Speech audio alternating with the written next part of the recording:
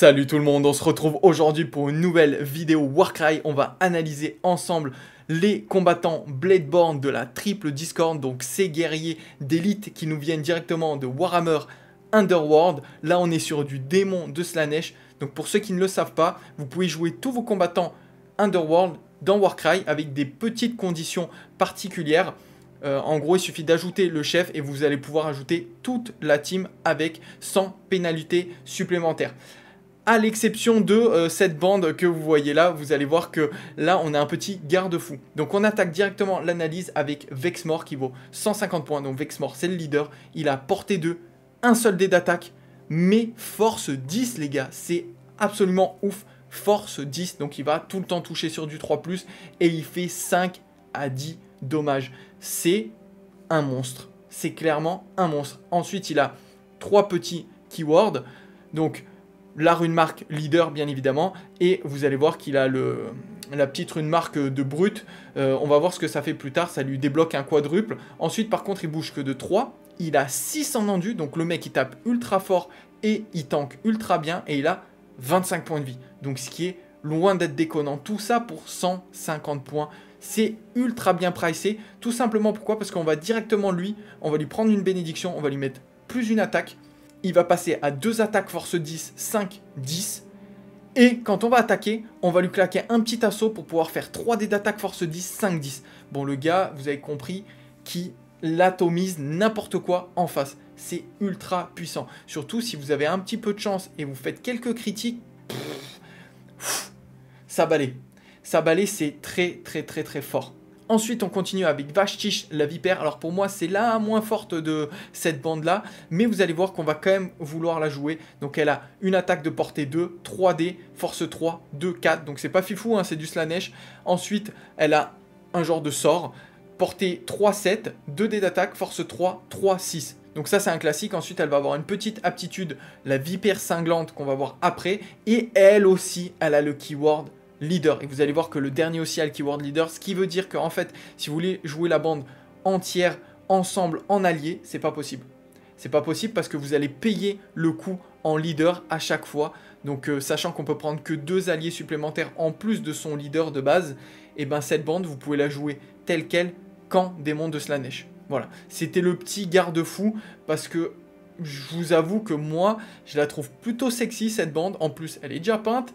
Donc d'ailleurs, pour ceux que ça intéresse, j'ai fait un rapport de bataille Warhammer Underworld avec la triple Discord. Je mettrai le lien en fin de vidéo si vous voulez checker et aller voir ce petit rapport de bataille. Les filles sont ouf et tout. Mais en fait, je vais pas pouvoir la jouer telle quelle.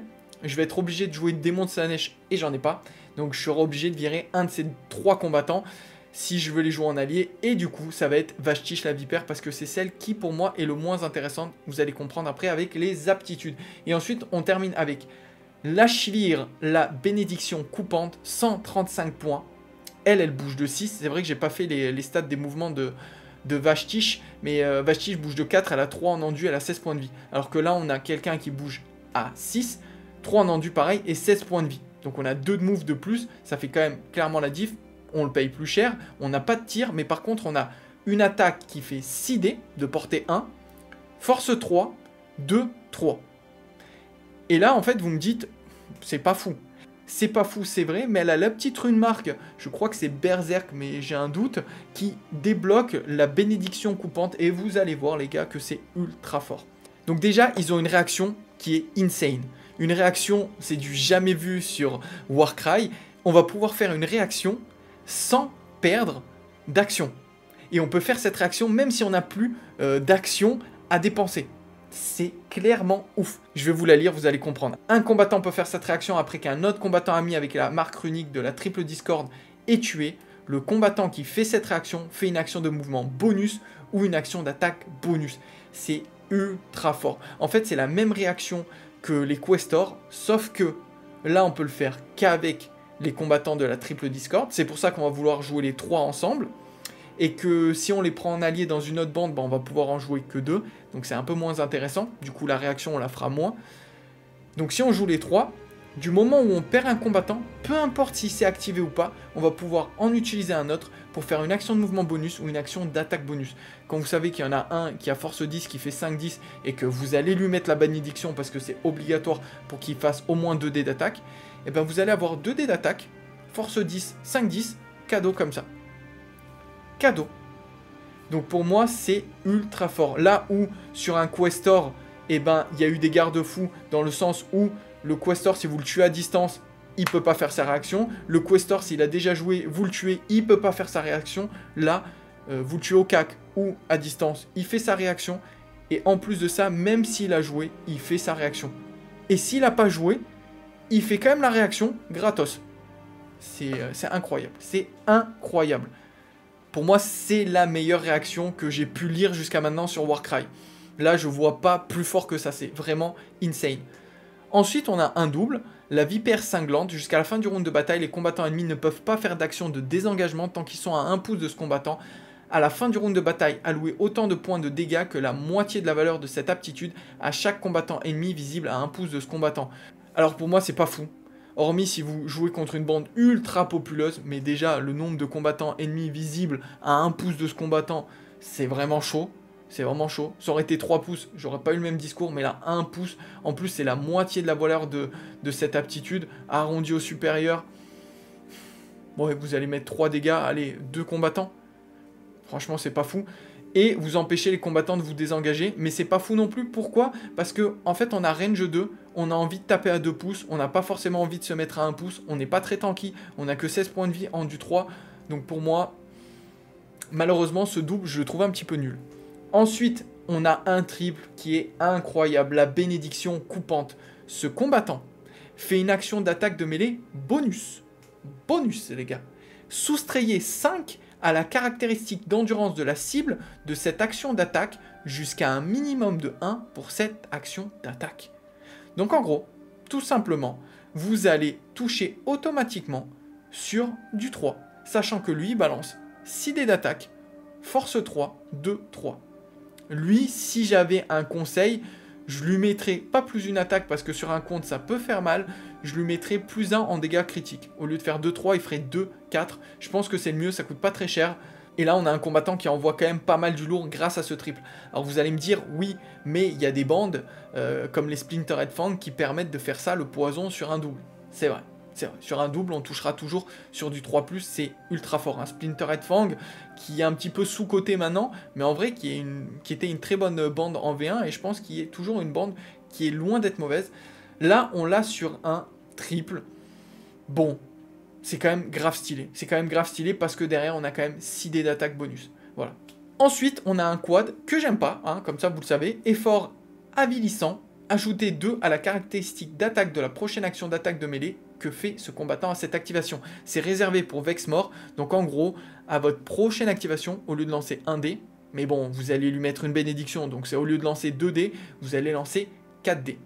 Alors pour moi, cette aptitude, elle est valable uniquement si vous ne mettez pas de bénédiction divine sur Vexmore.